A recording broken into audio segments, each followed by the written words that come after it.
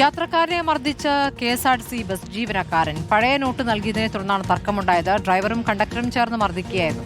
മർദ്ദനത്തിന്റെ ദൃശ്യങ്ങൾ പുറത്തുവന്നു.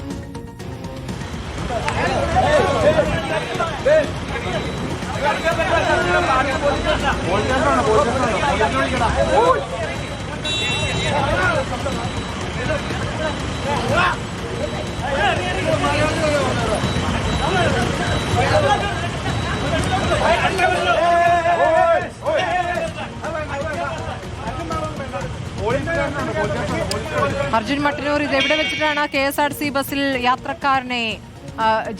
KSRTC ഡ്രൈവറും ജീവനക്കാരും ചേർന്ന് മർദ്ദിച്ചത്? പോലീസ് കേസെടുത്തില്ലേ?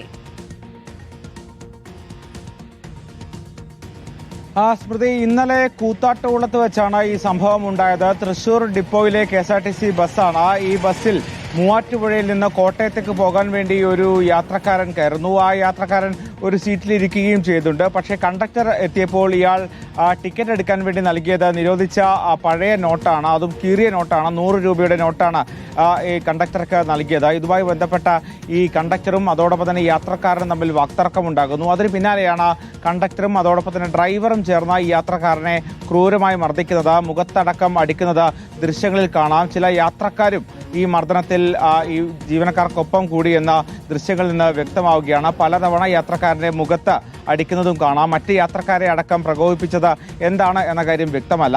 എന്തായാലും ഈ സംഭവത്തിൽ നിലവിൽ പോലീസ് കേസെടുത്തതായി വിവരമില്ല. ഇതിൽ പോലീസിന് പരാതി ലഭിച്ചോ എന്ന കാര്യവും വ്യക്തമല്ല. എന്തായാലും കൂത്താട്ടുകുളത്ത് ഇന്നലെ ഉച്ചയോടുകൂടിയാണ് ഈ സംഭവം ഉണ്ടായത്.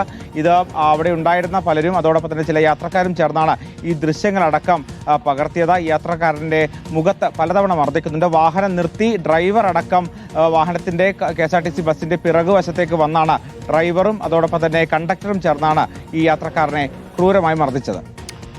അർജുൻ മട്ടന്നൂരാണ് വിവരങ്ങൾ നൽകിയത്. കൂത്താട്ടുകുളത്ത് വെച്ചാണ് ഈ സംഭവം.